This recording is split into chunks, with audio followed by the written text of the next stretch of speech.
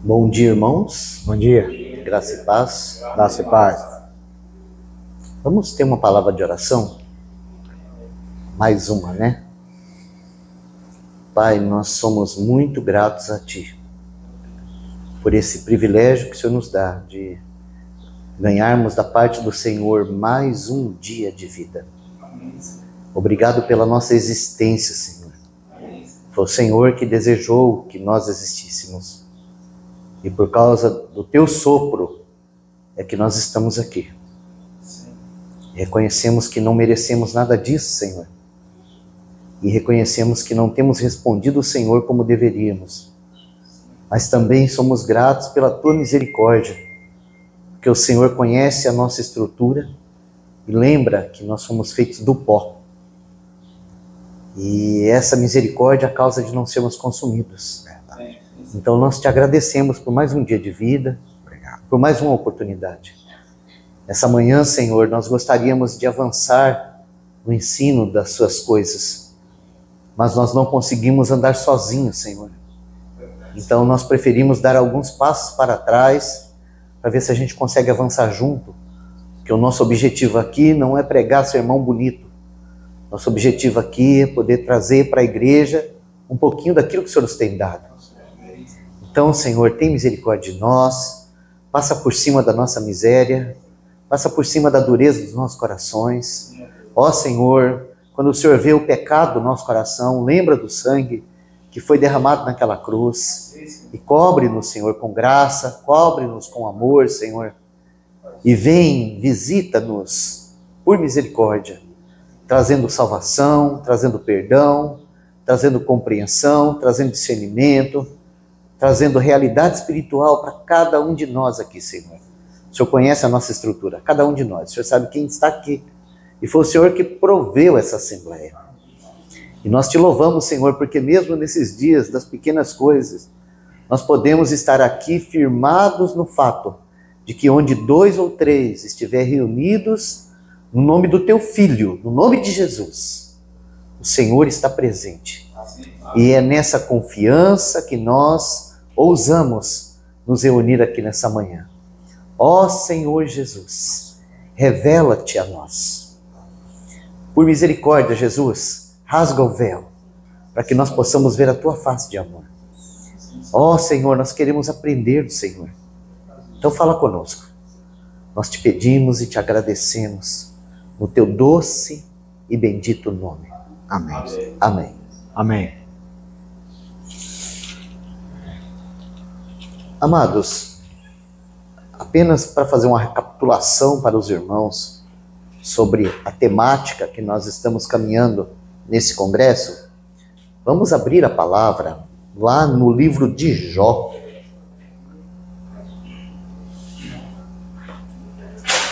No capítulo 42. Jó, capítulo 42.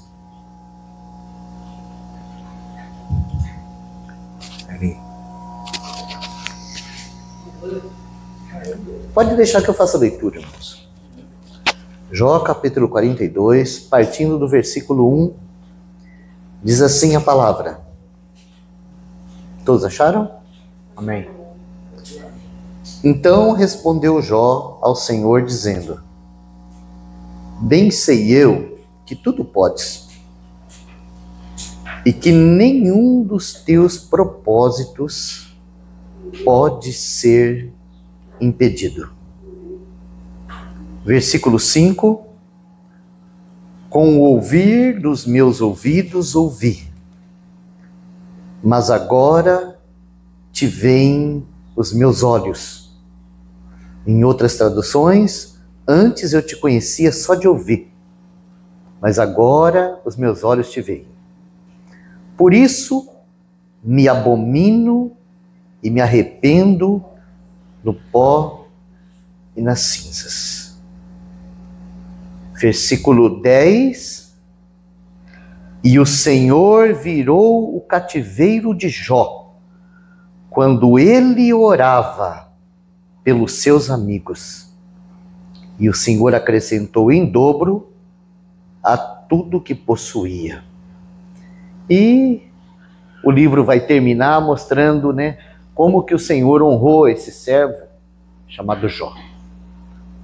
Quando nós estudamos esse livro pela linha do propósito eterno de Deus, nós encontramos um homem na terra que pode dar um testemunho de Deus de maneira maravilhosa, tão maravilhosa, que Deus vai falar para o próprio diabo sobre Jó. Deus fala assim, ó, você tem visto o meu servo Jó? E o que havia de tão ilustre e glorioso na vida desse servo Jó? Ele era um homem que ele andava na luz que ele tinha. E isso é uma das coisas, irmãos, que nós precisamos compreender como filhos de Deus. Que o Senhor nunca vai cobrar da gente, lá no juízo, aquilo que Ele já não nos tenha dado. E talvez o nosso grande problema seja esse, sabe? Que esse é um problema do ser humano. A gente só nota o valor das coisas que a gente tem depois que a gente perde. Mas enquanto a gente tem, a gente nem nota que tem, né? E assim com tudo, não é? É com dinheiro, com terra, com família, com emprego, né? A gente só consegue avaliar e apreciar o verdadeiro valor das coisas depois que foi embora. Jó não era assim. Jó, ele era um homem que nós não podemos dizer assim que havia perfeição diante de Deus na vida dele, não. Mas a perfeição que havia nele é que ele andava de acordo com a luz que ele tinha. Ou seja, aquilo que ele tinha recebido, ele fazia. Então, quando a gente vai estudar a vida do Jó antes do tratamento, nós vamos descobrir que era um homem que temia Deus, nós vamos descobrir que era um homem que era justo, nós vamos descobrir que era um homem que era sacerdote do lar. Olha que coisa importante, né? Aquele homem que sacrificava, intercedia pelos seus filhos, né? É um homem muito bem ordenado. A gente vai descobrir que era um homem que fazia bom uso da sua sabedoria, né? E era isso. Então, Satanás, ele vai pedir permissão para Deus para tratar com Jó por causa de uma questão que eu penso que nós que estamos estudando sobre o propósito de Deus, nós precisamos saber um pouquinho sobre essa questão, sabe? Que é uma questão assim, que ela é importantíssima para Deus. E sabe qual que é a questão? Vou falar aqui para os irmãos assim de maneira bem simples, para os irmãos compreender, tá? A pergunta que Satanás faz a Deus é a seguinte: pode a tua criatura te amar, te servir, te honrar, ser grato a ti, te obedecer, mesmo sem receber nada em troca? Ou seja, você é corrupto. Você fica dando coisa para eles, por isso que eles te adoram. Você fica cercando eles, por isso que eles prestam culto para você. Você fica dando recurso para eles, por isso que eles estão lá com as mãos levantadas, dizendo que o Senhor é lindo, que o Senhor é maravilhoso, que eles te amam. Mas e se o Senhor tirasse as coisas deles, eu duvido que eles continuem te servindo. Essa é a pergunta. O Satanás, ele fala isso para Deus em outras palavras, né? Assim também, você cerca ele de todos os lados, como que não vai te adorar? Né? Você provê tudo que ele precisa, como não vai te adorar? Então, o Senhor compreendeu a intenção maligna do coração de Jó. Do diabo, com respeito ao culto de Jó. E o Senhor liberou, falou assim, pode tocar nas coisas dele, ué. Só não matar ele, mas pode tocar nas coisas dele. Então veio aquela, vamos falar assim, né? Veio aquele maremoto na vida de Jó. Morreu os filhos, perdeu o gado, perdeu os camelos, perdeu a casa. E então a gente vê Jó no dia da grande perda, né? Porque a gente, né, qualquer coisinha a gente já estribucha, né? A gente vê Jó no dia da grande perda. Por favor, pode entrar.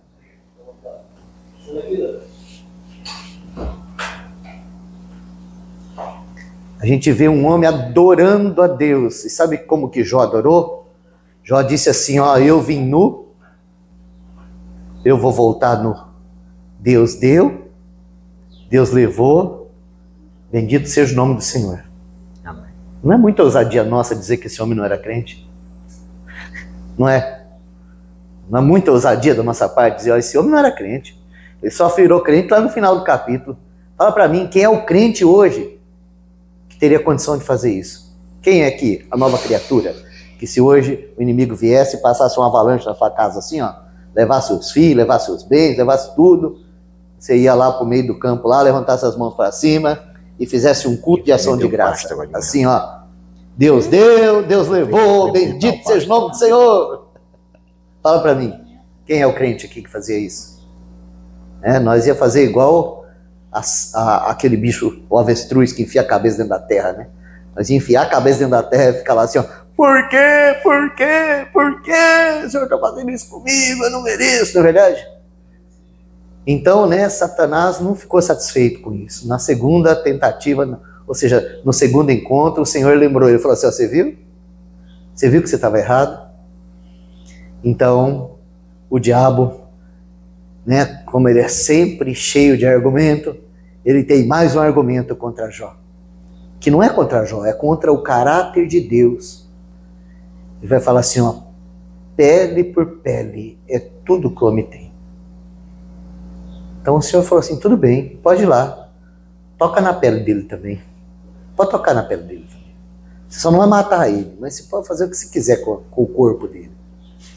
Então o diabo vem e traz aquela chaga maligna sobre o servo do Senhor. E Jó, ele passa a viver como um bicho em cima de um monte de cinza, com um caco de pedra, coçando as suas chagas. E nessa situação deplorável, a sua esposa chega até ele, olha só, a esposa, chega até ele e fala assim, ó, vamos terminar isso logo. Né? Porque imagina, né? Cuidar de doente não é fácil não, né? Cadê o irmão que está cuidando do doente? Ele não está aqui hoje, né? Cuidar do doente não é fácil não. Quando você está cuidando de um paciente terminal, todo dia você ora, seu Senhor, tem misericórdia de mim, leva logo, né? Leva logo, dá descanso para esse teu servo, Senhor. Provavelmente a mulher de Jó já estava orando assim, né? Então ela chega e fala assim, olha, homem, amaldiçoa logo esse teu Deus e morre. Então nós descobrimos mais um culto de ação de graças na boca daquele servo ferido, né?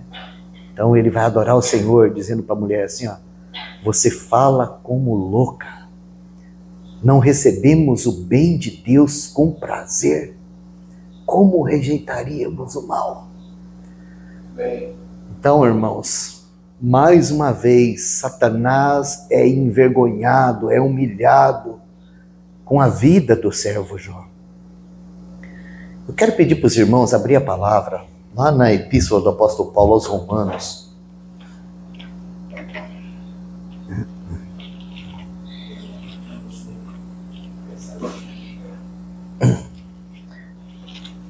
Fornece uma Bíblia para o nosso visitante, vai lá, Oswaldo, senta do lado dele para ajudá-lo.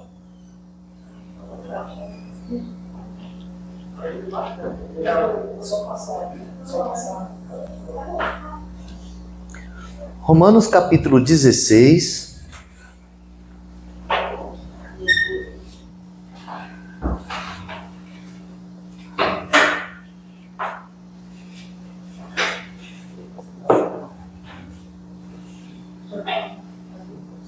Romanos capítulo 16, versículo 20.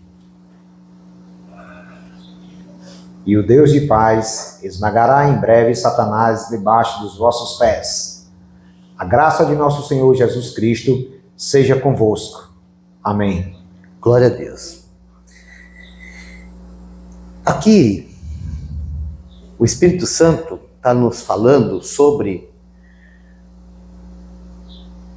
esse assunto do propósito de Deus com respeito a Satanás. E de certa maneira ele está nos ensinando aqui, ele está nos dizendo que vai haver um momento, vamos dizer assim, nesse drama cósmico, em que a cabeça de Satanás vai ser esmagada. É isso que ele está falando aqui, que vai chegar um momento em que o inimigo de Deus vai ser vencido. Mas o que eu acho mais interessante nesse texto aqui, é que a cabeça desse inimigo, ela vai ser esmagada debaixo dos pés de quem? E o que é a igreja? O corpo de Cristo, né? O texto aqui, o pronome usado aqui, tá? É claro que está no plural, mas é o pronome, né? Da primeira pessoa do plural. É o nós. Então o texto vai dizer para nós que Satanás em breve terá sua cabeça esmagada debaixo dos nossos pés. Nossos pés. Então, irmãos, nós precisamos compreender um pouquinho com respeito a esse propósito pelo qual nós somos chamados. Porque nós podemos dizer assim que o que foi que Satanás ganhou com Jó? Quando ele foi lá e fez tudo aquele rebuliço na vida dele. O que Satanás ganhou com Jó? Me responde.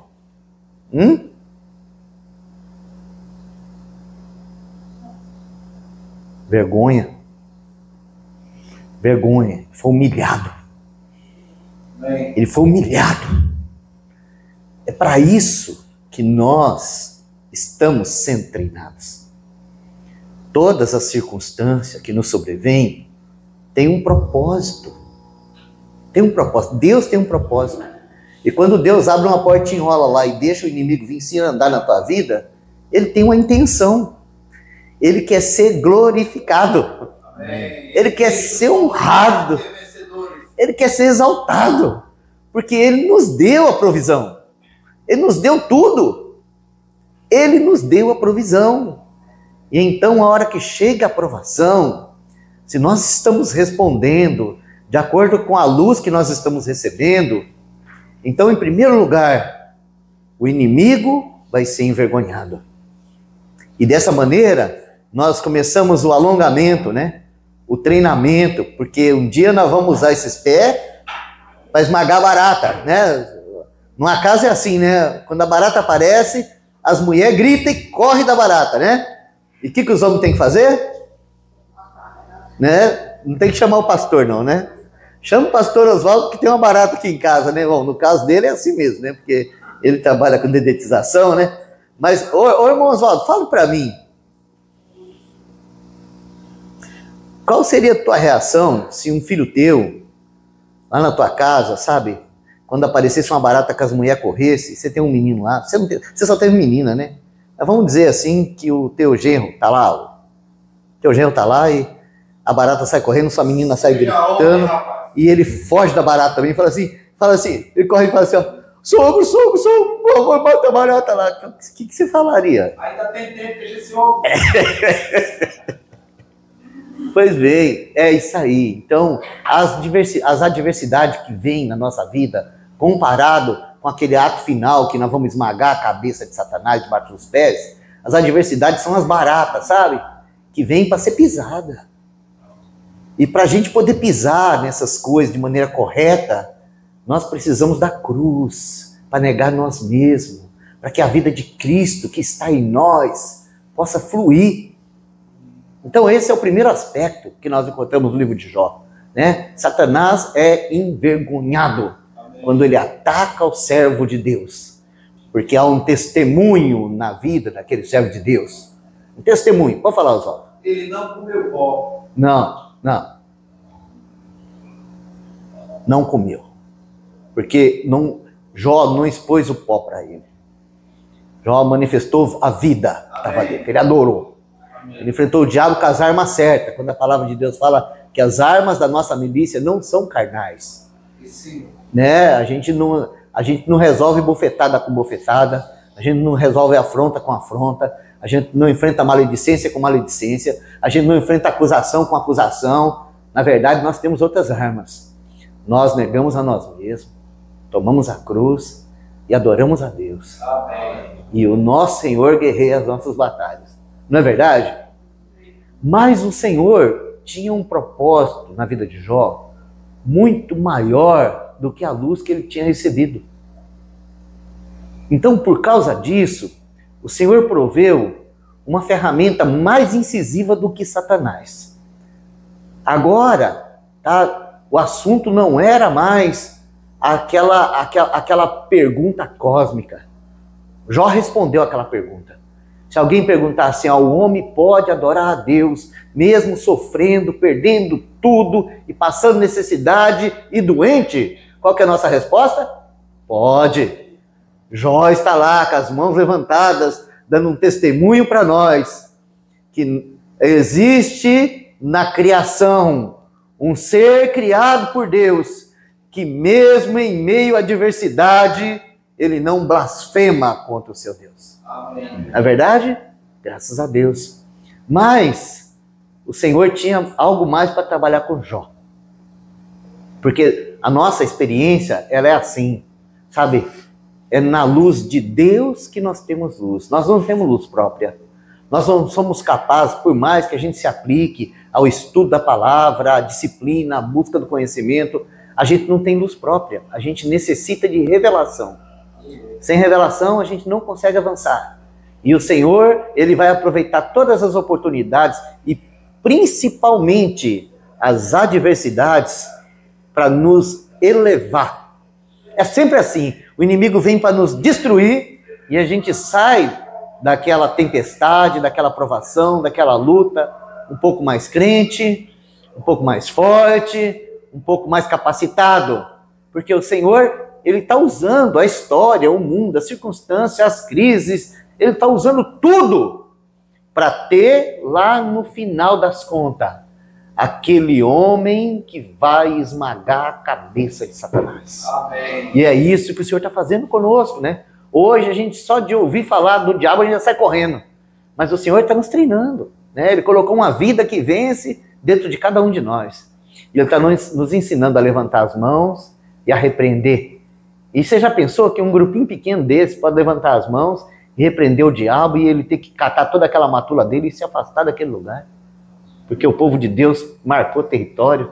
Então, como que a gente realmente precisa aprender um pouco mais como assembleia, o que significa orar junto, o que significa adorar junto, o que significa aprender junto, o que significa caminhar junto? Falo para os irmãos. Se os irmãos aprenderem essa dura lição nesses dias aqui, só essa já é muito importante, já valeu minha vinda aqui.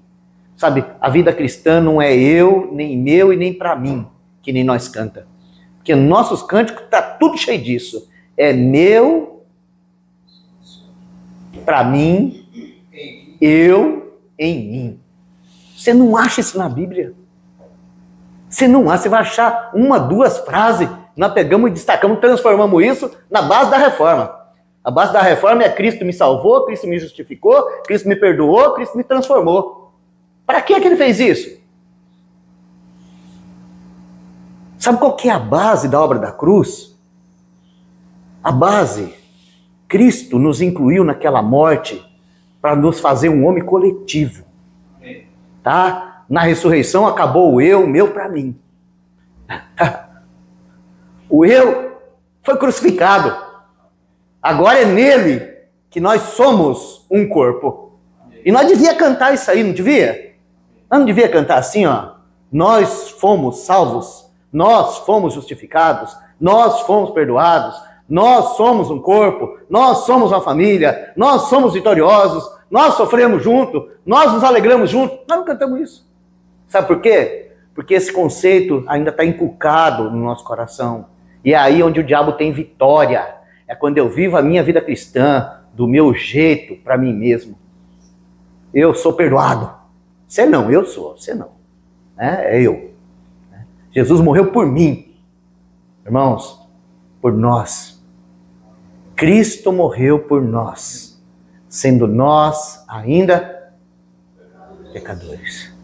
Então, lá em Efésios, no capítulo 1, no versículo 10,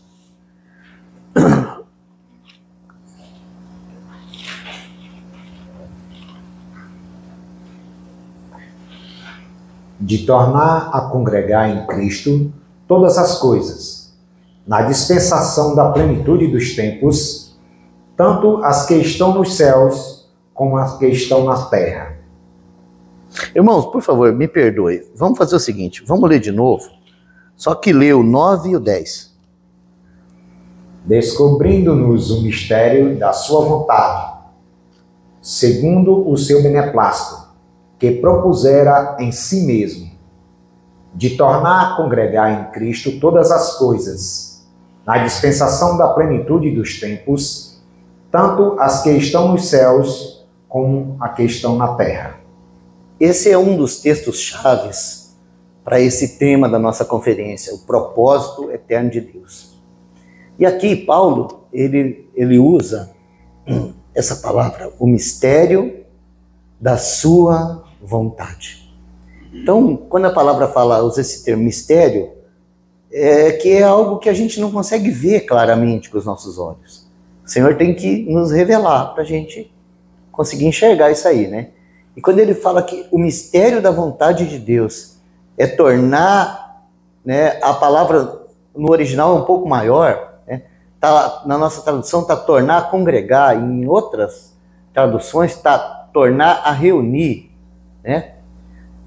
De tornar a congregar em Cristo todas as coisas, né, na economia da plenitude dos tempos. Eu estou usando aqui palavras que estão mais próximas do original. Tanto as que estão no céu, como as que estão na terra. Deixa eu explicar para os irmãos um pouquinho sobre essa palavra que foi traduzida aqui para nós como tornar a congregar. Essa palavra no grego é uma palavra grande, bem grande. E ela é a soma de três, vamos dizer assim, são três palavras, tá? Tem uma preposição, depois, né, tem a palavra raiz, e depois lá no final tem, deixa eu me lembrar aqui o termo correto, tem a forma verbal. Então a palavra é anakephalaiosestai. Essa palavra grega foi traduzida por tornar a congregar. Então, esse aná é uma preposição, tá? Que significa colocar por cima. Kephalaio é da onde vem o termo encéfalo, que é a cabeça. E o sestai, tá, significa a soma. Então, nós podemos pegar aqui três palavras, né? Colocar por cima, a cabeça e a soma. Somar tudo. Então, juntando tudo isso, né? Ficou traduzido como congregar ou reunir. Eu penso que seria melhor a tradução se nós tivéssemos colocado assim, ó, encabeçar todas as coisas. Amém. Encabeçar tudo. Ou seja, o Jesus que viveu aqui na terra, o Jesus, o homem, tá? Nós estamos falando assim, ó, a palavra eterna se fez carne, então nós tivemos um homem aqui na terra, né? E esse homem que viveu aqui na terra, ele recebeu de Deus o lugar mais alto que existe, né, de glória na criação de Deus. Ele está acima de tudo e de todos. A ele foi dado um nome que está acima de todo nome. E hoje ele ocupa essa posição de autoridade suprema, né, nesse mundo visível e invisível. Ele está acima de principado, potestade, poder. Não existe uma autoridade espiritual que esteja acima desse nome. A Jesus foi dado pelo Pai um nome que está sobre todo nome. Amém. E agora, né, esse Jesus. Agora a economia dos tempos, entra ano, sai ano, entra século, sai século, né? Entra geração, sai geração. O que Deus está fazendo? Deus está fazendo dele o cabeça de tudo. Amém. É isso que ele está fazendo. Agora, ele está fazendo isso por meio da igreja. Ou seja, o primeiro lugar aonde ele tem que encabeçar é na igreja. Ele é o cabeça da igreja, né? E a gente vê a guerra que existe no nosso viver de igreja para Cristo ser o cabeça. Porque a gente vive brigando aqui quem é que vai ser o cabeça, né? E a gente não percebe isso, mas de certa forma, nós estamos aí querendo combater aquilo que não pode ser combatido. Porque Deus estabeleceu no seu coração que o seu Cristo seria o cabeça de todas as coisas no céu e na terra. E para isso, ele, o texto diz assim, para isso ele deu a igreja. Ou seja, esse Cristo, que vai ser o cabeça de todas as coisas, foi dado à igreja. Quer ver? Deixa eu ler o texto para os irmãos. Efésios, capítulo 1, versículo 20 até o 23. Que manifestou em Cristo, ressuscitando-o dentre os mortos, e pondo à sua direita nos céus, acima de todo principado e poder, e potestade, e domínio, e de todo o nome que se nomeia, não só neste século, mas também no vindouro. E sujeitou todas as coisas a seus pés, e sobre todas as coisas o constituiu como cabeça da igreja, que é o seu corpo, a plenitude daquele que cumpre tudo em todos. Você tinha imaginado isso já na sua vida? Que isso é a igreja? A igreja é isso. É esse corpo glorioso que Cristo encabeça. E é através da igreja que todas essas coisas aqui na terra também se sujeitarão ao cabeça que é Cristo. Então, olhando por esse ângulo, meus irmãos, nós temos que entender que há uma grande batalha hoje. Há uma grande batalha sendo travada aqui dentro, ó. Porque o tal do eu, meu, para mim, é a grande oposição ao encabeçamento de Cristo. Nós não queremos ser membros do corpo de Cristo. Nós queremos ser indivíduos autônomos, que governamos a nós mesmos, que decidimos para onde ir, para onde não ir, o que é certo, o que é errado, com quem nós vamos andar, com quem nós não vamos andar. E essa rebelião, ela está instaurada, não é no mundo. Essa rebelião, ela está instaurada na igreja.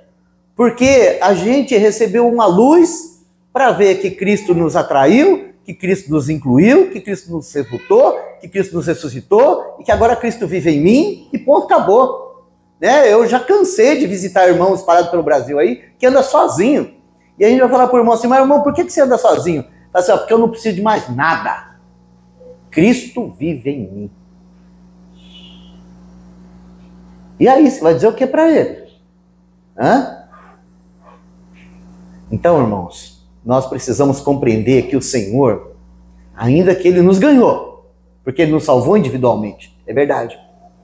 Ainda que o assunto da santificação é algo muito importante, primeiro individualmente, porque a vida do corpo, para ela ser expressa, é necessário que individualmente nós tenhamos compostura de receber do cabeça o governo, a santidade, a vida, o poder, para a gente ser ordenado. Por quê? Porque a nossa iniquidade individual afeta o corpo inteiro. E quando a gente entende isso, a gente muda o nosso jeito de viver.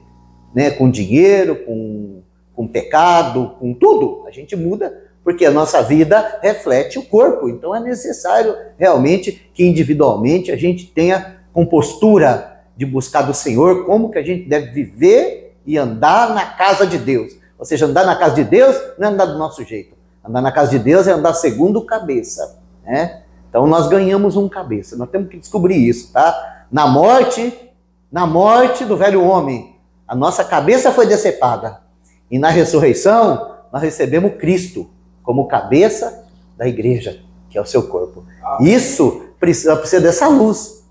Ou seja, nós precisamos avançar na luz da revelação do Senhor, para que a gente venha alcançar a plenitude do propósito eterno de Deus. Então nós podemos dizer assim, que no dia que Jó adorou o Senhor, porque ele perdeu tudo, mas não perdeu a fé, ele deu um testemunho maravilhoso de acordo com a luz que ele havia recebido. Louvado seja Deus por isso. No dia que Jó, mesmo no meio daquele monte de doença, com aquele corpo, tudo contra ele ali, aquela chaga, aquele tumor, aquela coceira, aquela vergonha, que a mulher falou assim, amaldiçoa teu Deus e morre. Ele adorou o Senhor. Ele adorou o Senhor, dizendo assim, Deus enviou o socorro, a provisão, a prosperidade, a bênção, e nós nos alegramos. Agora Deus enviou a prova, e nós nos alegramos também. É maravilhoso. Mas ainda que nós olhamos para isso e falamos assim, ó, não precisa de mais nada, Deus olhou para Jó e falou assim, ó, eu preciso de algo mais no meu servo. Então, por causa disso, Satanás sai de cena, envergonhado. E aí chega 3 amigos. 3 amigos. O Senhor vai usar agora 3 amigos. Não lembro agora o nome deles aqui de cabeça, então não vou nem citar, para não errar. Até porque os irmãos estão gravando, ainda que eu não estou preocupado com a gravação dos irmãos, não. Minha preocupação é que vocês entendam a palavra. Entendam, eu quero que vocês entendam. Tá? Esses 3 amigos de Jó, esses 3 primeiro, que vêm lá e sentam do lado daquele monturo e ficam uma semana sem falar nada, só chorando, tá? Eles vão descobrir Jó, vão desvendar Jó, de maneira que aquilo que está escondido no mais profundo do ser de Jó vai sair para fora. Havia naquele servo de Deus alguns inimigos de Deus escondidos lá, bem amoitados, lá dentro daquele homem, que era impossível se ver por fora. Nem mesmo o diabo podia alcançar aquilo. Agora aqueles 3 amigos, sabe, quando eles chegam e começam a balançar a cabeça assim, ele fala assim, o que aconteceu com esse homem? Né? Então é 7 dias chorando, sem falar nada. Você olha para um, você olha para outro, você olha para outro, e os homens só estão chorando. Então, depois dessa cena, primeiro ato de Jó, primeira blasfêmia de Jó, ele amaldiçoou a sua existência. Ele começa fazendo isso, ó, o primeiro pecado de Jó. Ele amaldiçoou a sua existência. Ele, como que ele diz assim para os amigos, as primeiras palavras que ele diz para os amigos, assim, ó, se eu tivesse morrido no dia do parto da minha mãe, Deus tinha me feito um favor. Então, quando ele abre a boca, que ele começa a colocar para fora aquilo que estava escondido no ser dele, e que Deus queria trazer para fora, Deus mesmo estava ali, naqueles amigos, trazendo para fora, sabe? Então, os amigos começam a falar. E o primeiro que fala, ele vai falar assim, ó, rapaz, é o seguinte, Deus é justo e Deus tem uma lei. E se você está desse jeito, é porque você transgrediu algum ponto dessa lei. Aí, mexeu no homem. Que o homem era justo mesmo.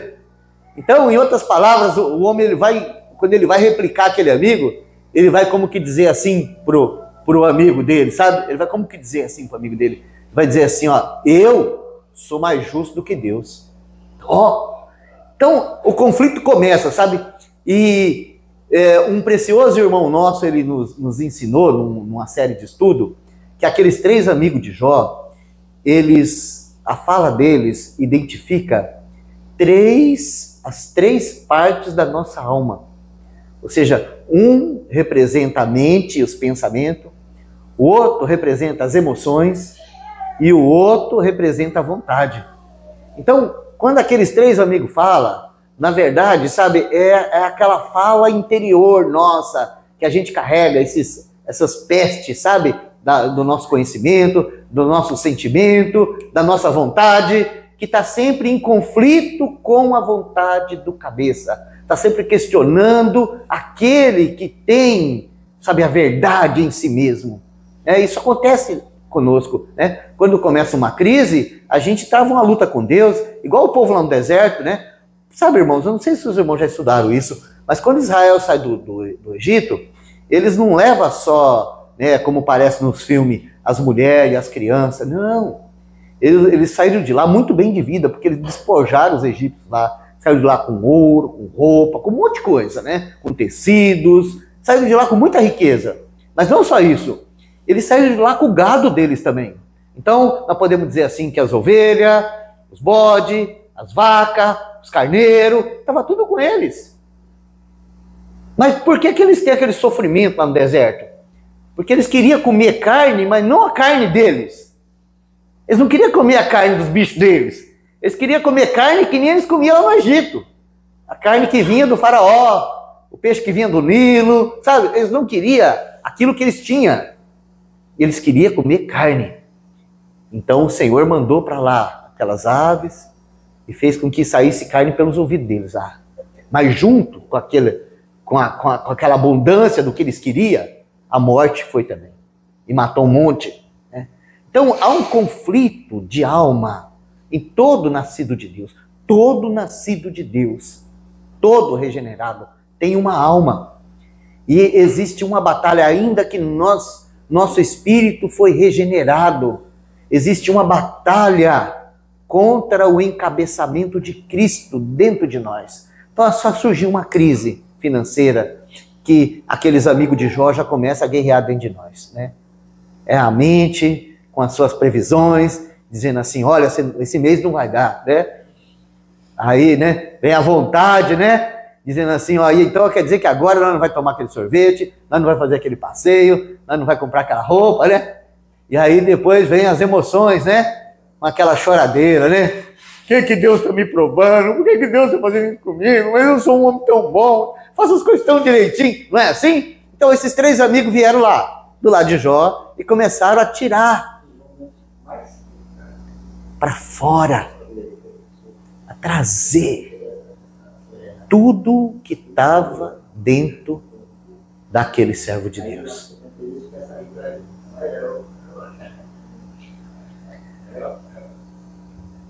Irmãos, o texto que nós lemos mostra que, no final das contas, depois de todo esse trabalho, porque não é só os três amigos, depois aparece mais um personagem lá, sabe, para mostrar que Jó está errado. Todo esse trabalho é para mostrar para Jó que ele precisava conhecer a Deus melhor. Então no final de todo esse trabalho, você vai ver o próprio Deus vindo falar com Jó e mostrando para Jó quem é que manda. E depois das duas falas do próprio Deus para Jó, então nós chegamos a esse ponto que nós lemos aqui, onde Jó vai dizer assim, ó, eu sei agora que tudo podes. Amém. E que nenhum dos teus propósitos cairão por terra. Amém. Ó, enquanto não passou por todo aquele tratamento, ele estava lá cheio de argumento. Mas na verdade aqueles amigos vieram, aquela doença veio, aquela situação veio, todas aquelas coisas veio para quê? Para que Jó visse quem Deus era. Agora é interessante, irmãos, que eu continuei a leitura para mostrar isso para os irmãos. É interessante que não foi quando Jó se arrependeu que o cativeiro dele foi virado. Não foi. Os irmãos querem conferir? Vamos voltar lá.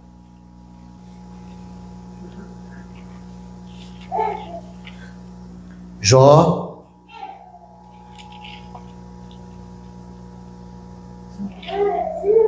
capítulo 42, versículo 10. E o Senhor virou o cativeiro de Jó, quando orava pelos seus amigos.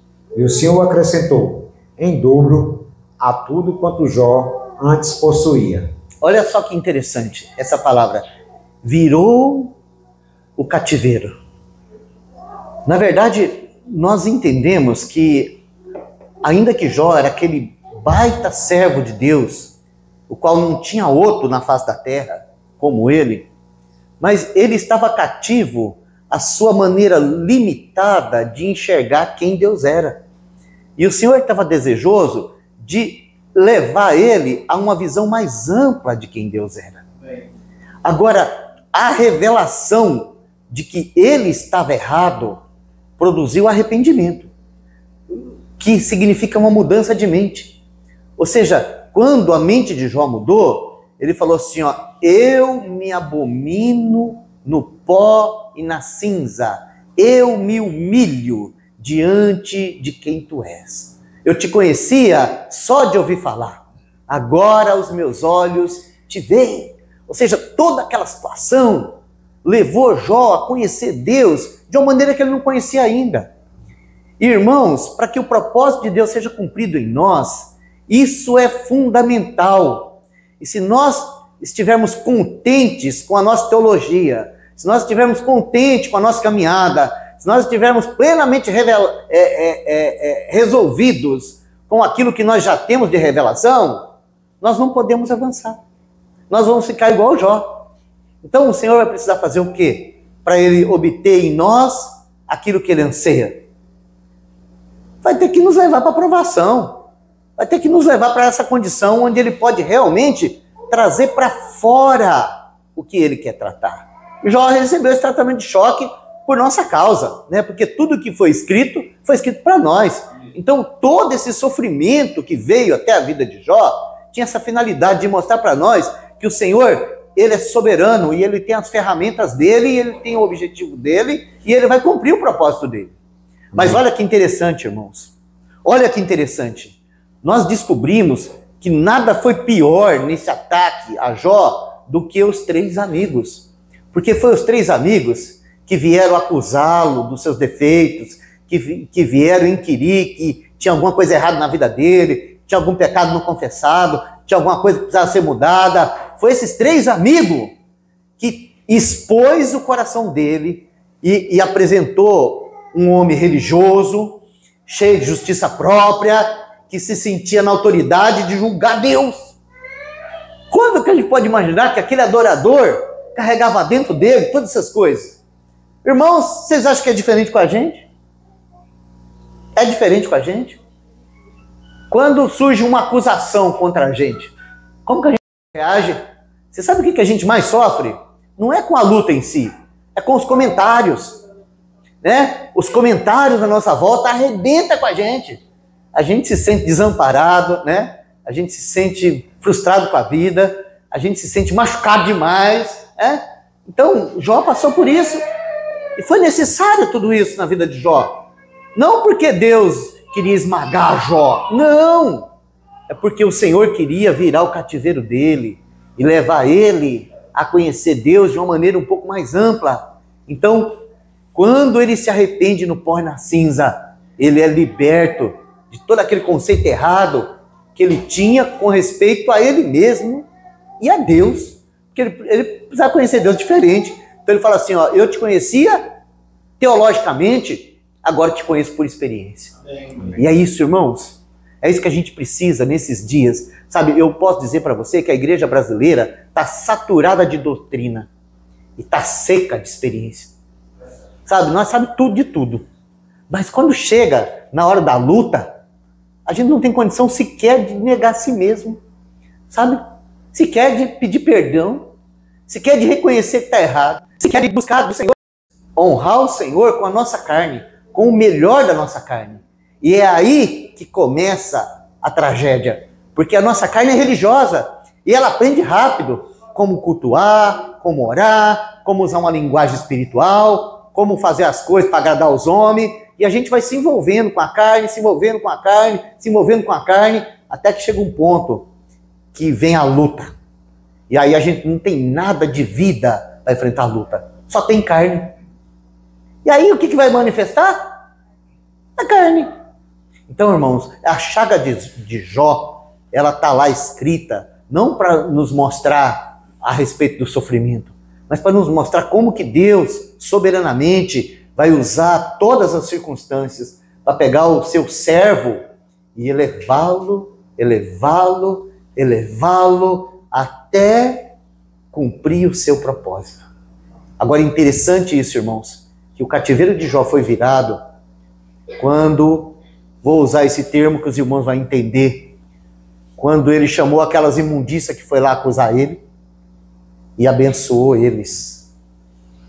Enquanto Jó estava orando em favor daqueles acusadores, daqueles juízes, daqueles que estavam lá para destruir ele, enquanto ele orava pelos seus amigos, né?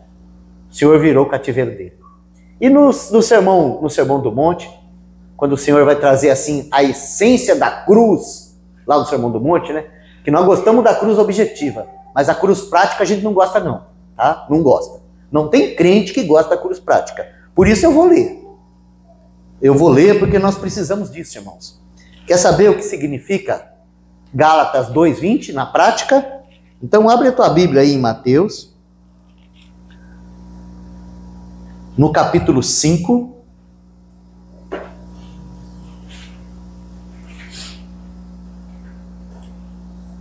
Mateus capítulo 5, lê para nós, meu irmão, do versículo 38 até o versículo 44. Ouvistes que foi dito, olho por olho e dente por dente. Eu, porém, vos digo que não resistais ao mal, mas, se qualquer te bater na face direita, oferece-lhe também a outra. E, ao que quiser pleitar contigo e tirar-te a túnica, larga-lhe também a capa. E, se qualquer te obrigar a caminhar 1 milha, vai com ele 2. Dá a quem te pedir, e não te desvie daquele que quiser tomar emprestado de ti. Ouvistes que foi dito, amarás o teu próximo e odiarás o teu inimigo.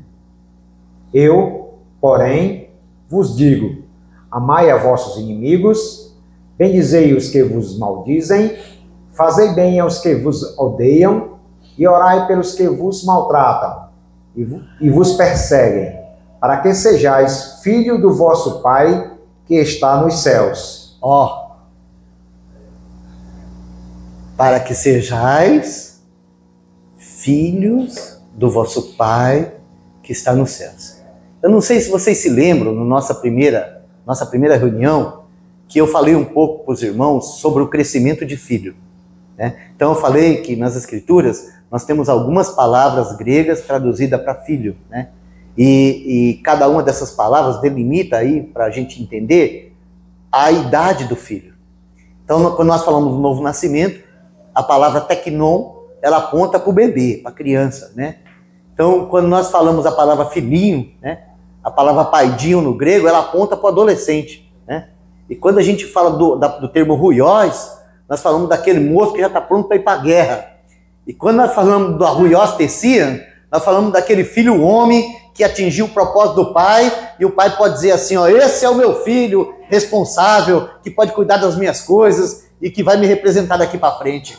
Então são palavras diferentes. E essa palavra aqui, para que sejais filhos, é ruiós. Essa palavra é ruiós. Ou seja, para ser feito filho de Deus, nós precisamos nascer de novo. E como que a gente nasce de novo? Nós recebemos o Senhor.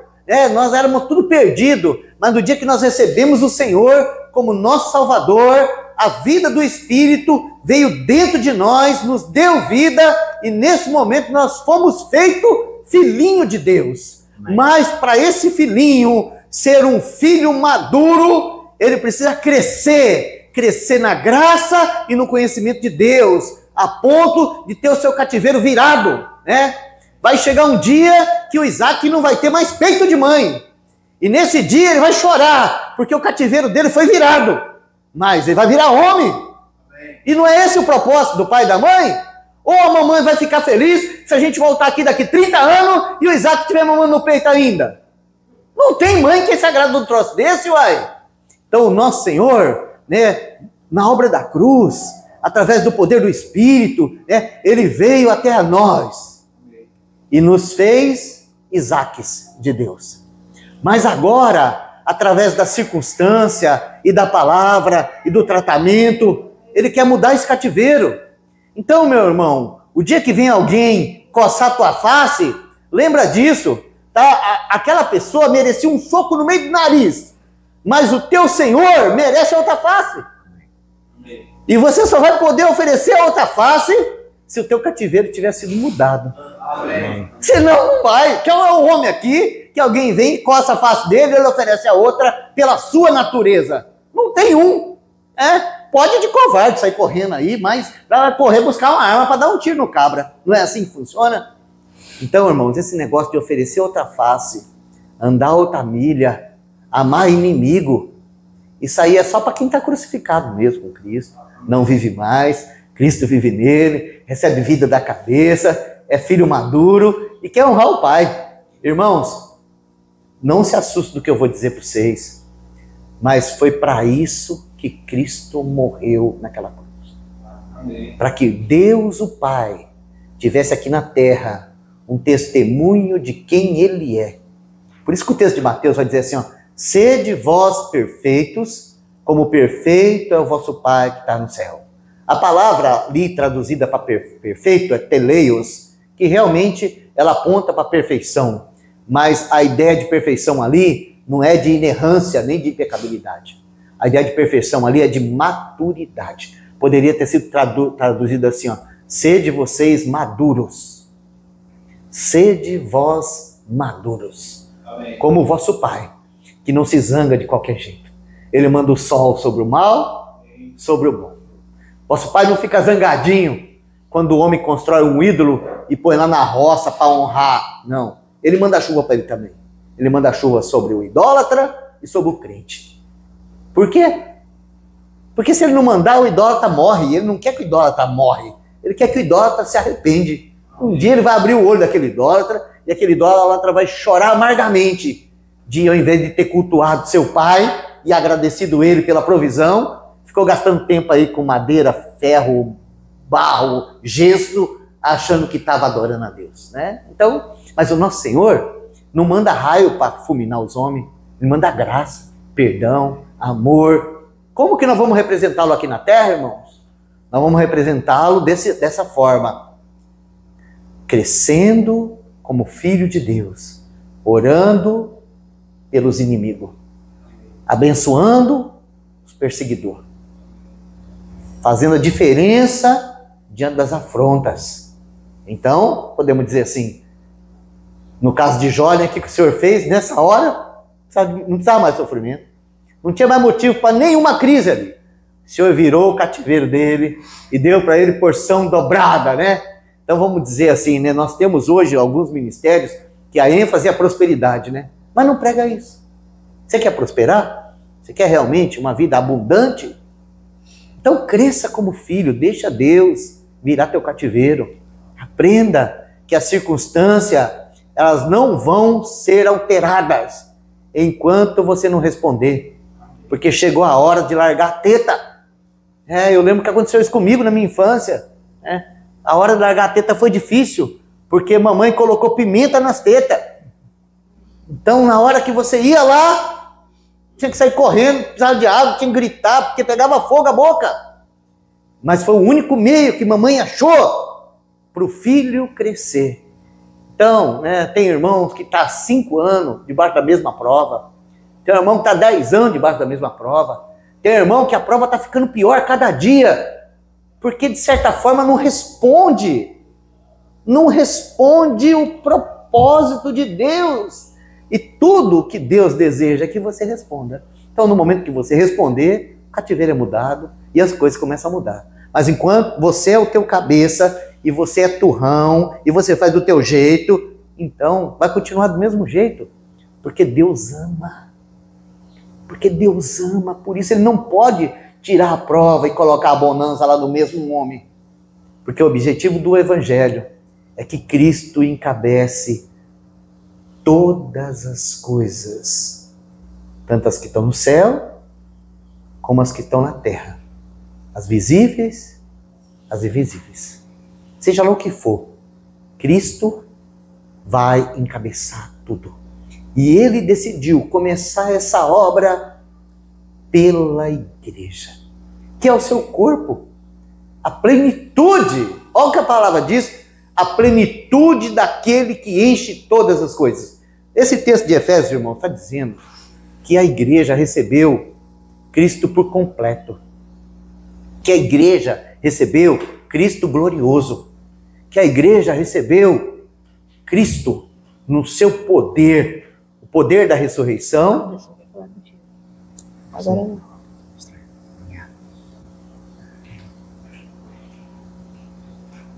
O poder da ressurreição nos foi dado.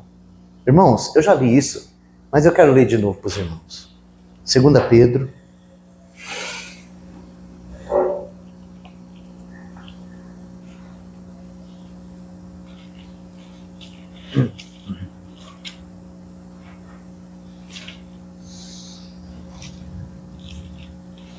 2 Pedro capítulo 1, do versículo 3 até o versículo 4. Visto como o seu divino poder nos deu tudo o que diz a respeito à vida e à piedade, pelo conhecimento daquele que nos chamou pela sua glória e virtude, pelas quais ele nos tem dado grandíssimas e preciosas promessas, para que, por elas, fiqueis participantes da natureza divina, havendo escapado da corrupção que, pela concupiscência, há no mundo. Irmãos, o texto está dizendo que tudo nos foi dado. Tudo. Cristo, o Cristo que nos foi dado, nele, tudo que diz respeito à vida e à piedade, nos foi dado. Ou seja, a igreja é a plenitude daquele que enche todas as coisas. Amém. Isso é a igreja. Amém. Então, irmãos, o que acontece com a gente? Por que a gente vive essa vida tão debilitada, tão falida, tão incapaz? Por que a gente não consegue reagir como deveria? Por que a gente não consegue fluir como deveria? Por que a gente não consegue andar junto como deveria? Por que a gente não tem unidade? Por que a gente não consegue lidar com pensamentos diferentes? Por que qualquer coisinha divide a gente? Por que qualquer lutinha a gente abandona as coisas, quer andar sozinho? O que acontece com a igreja? O que acontece com a igreja? Cristo não foi encabeçado. Está faltando cabeça. Está faltando cabeça. Sabe o que acontece com a igreja, irmãos? A gente precisa de um tipo... Como é que está nosso horário? Tem um tempinho? 5 minutos. Então, nesses 5 minutos, acho que dá para a gente ler esse texto. Vamos lá em Mateus, capítulo 7.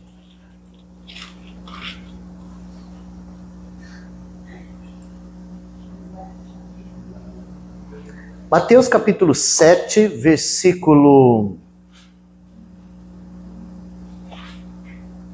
17 ao 19.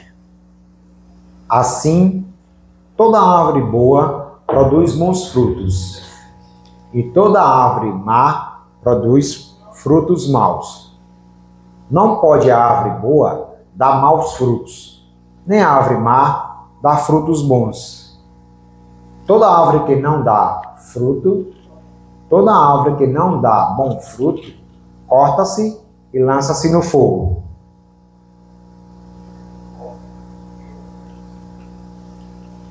Vamos lá para Gênesis, capítulo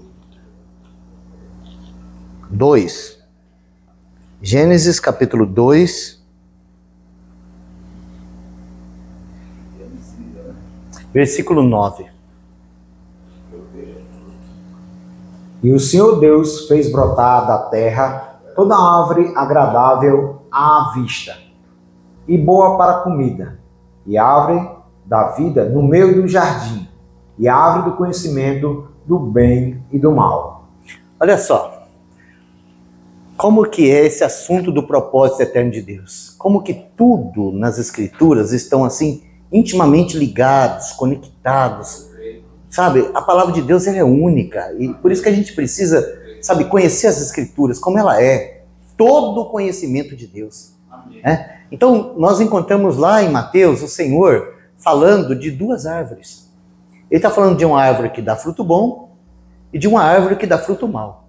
E a única maneira da gente entender isso é a gente usar a velha lei da primeira menção. Não é assim? Que é a interpretação correta da Bíblia? Vai buscar lá onde fala primeiro, você vai entender melhor o assunto. Então, lá no início, quando o Senhor criou aquele monte de árvore, ele colocou no meio do jardim das delícias a árvore da vida. Né? E não havia, nunca houve nenhuma proibição, nenhum questionamento com respeito à árvore da vida. E eu creio, mas creio mesmo, sabe, ainda que isso não está escrito, mas eu creio que esse homem andando com Deus todos os dias, tendo comunhão com Ele, conhecendo Ele, a ele seria apresentado a redenção pela árvore da vida. Porque aquela árvore da vida, ela é figura de Cristo. O homem precisava comer dela para viver eternamente. Hoje você precisa se alimentar do Senhor para ter vida eterna. Ou seja, aquela árvore é uma figura de Cristo e ela já está lá no meio do jardim, já é o centro do jardim das delícias do homem. O que tem no meio lá é a árvore da vida. E o Senhor colocou ela lá para que o homem tivesse vida eterna. Mas o homem, sabe, o homem estava lá tão intertido com tantas coisas que de certa forma, eu digo isso assim, sem dúvida nenhuma, que de certa forma esse homem não considerou a árvore da vida.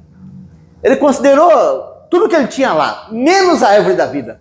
Porque é assim que a gente faz com a nossa vida com relação a Cristo. Né? A gente acha, pelo menos eu, na minha adolescência, na plenitude da minha vida de pecado, eu achava o seguinte, que eu precisava de Jesus para não ir para o inferno. Então, quando eu estivesse bem velhinho, bem fraquinho, então eu ia pensar nesse negócio de Jesus. Porque agora tinha outras frutas para mim comer, tinha outras frutas para mim experimentar, tinha outras coisas para mim se deliciar, né?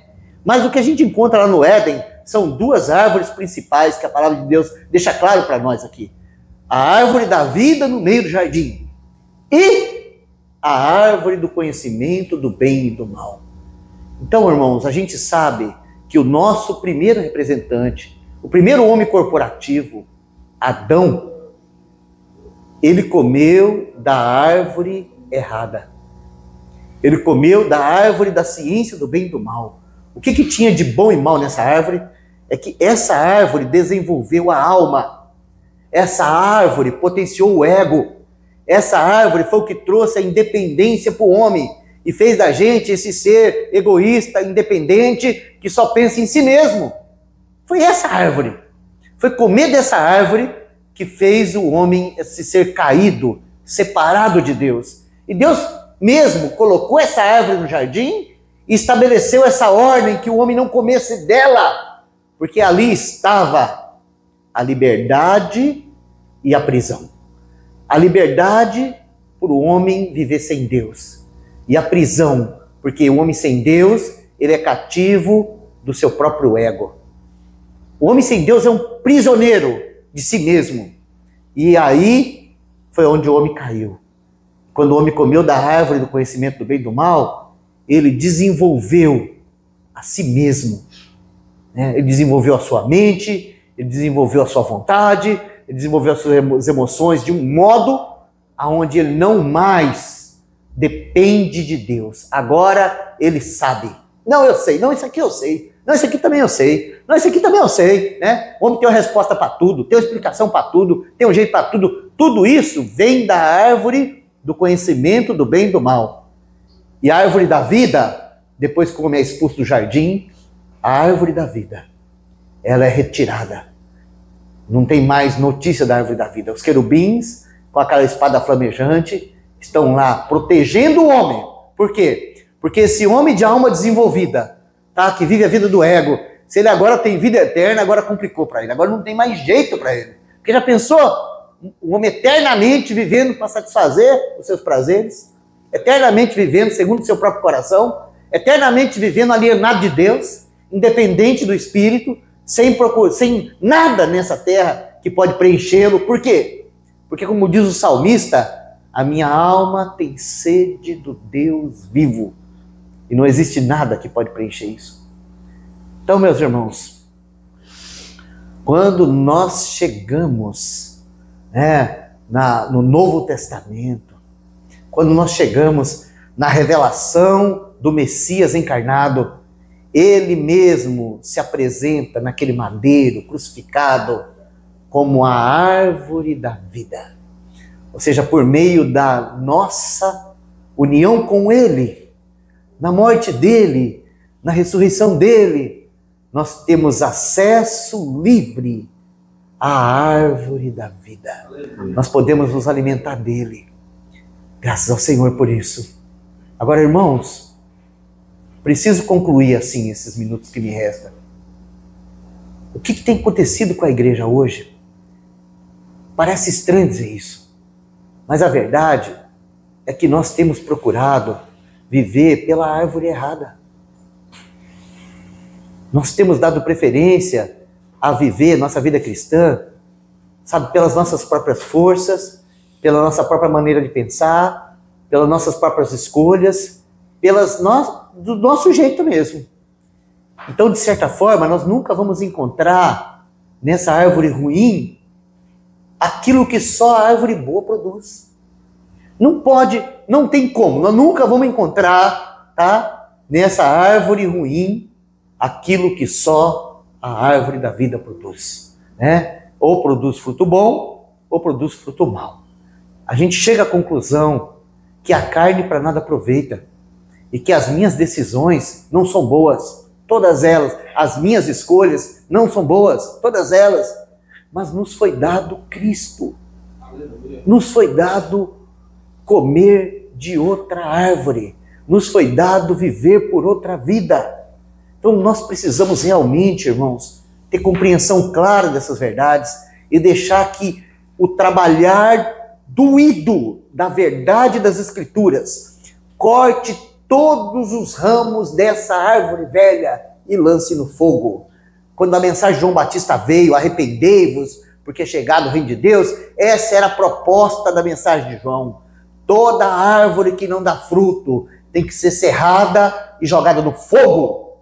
Sabe, irmãos, isso acontece quando nós nos arrependemos de quem nós somos. Sabe, o Senhor começa mostrando o que nós fazemos, né? Então nós falamos assim, ó, não quero mais fazer isso, não quero mais fazer aquilo, não quero mais fazer aquilo. Graças a Deus, isso é um princípio. Mas o Senhor, Ele quer que nós nos arrependamos de quem nós somos. Chegar a essa conclusão que a vida cristã, ela é impossível de ser vivida pelo eu. Ela é impossível de ser vivida pela carne. Ela é impossível de ser vivida pela justiça própria. Ela é impossível de ser vivida baseada nas vontades do meu próprio coração. A vida cristã só pode ser vivida se Cristo mesmo vivê-la através de mim. E para que isso aconteça, a cruz tem que tratar com tudo o que é da velha árvore. Que o Senhor tenha misericórdia de nós e nos dê clareza dessas verdades. São princípios, irmãos, são verdades simples, mas que se essas verdades não forem recebidas pela graça de Deus, a gente nunca vai mudar de cativeiro. Que o Senhor nos ajude. Pai, nós te damos graças por esse tempo. Tua palavra é poderosa para realizar a tua obra. Como nós te louvamos, Senhor, por saber que Cristo em nós é a esperança da glória. Quebra, Senhor, quebra de modo poderoso toda a altivez que nos domina, toda a justiça própria, todo o orgulho, tudo aquilo que está escondido em nós, como tinha escondido no teu servo Jó. Traga para fora, Senhor, e destrua os teus inimigos, para que a tua vida que nos foi dada em Cristo possa ser revelada, manifesta em nosso viver diário. Essa é a nossa oração, Senhor. Nós te pedimos e te agradecemos. Em nome de Jesus. Amém. Amém.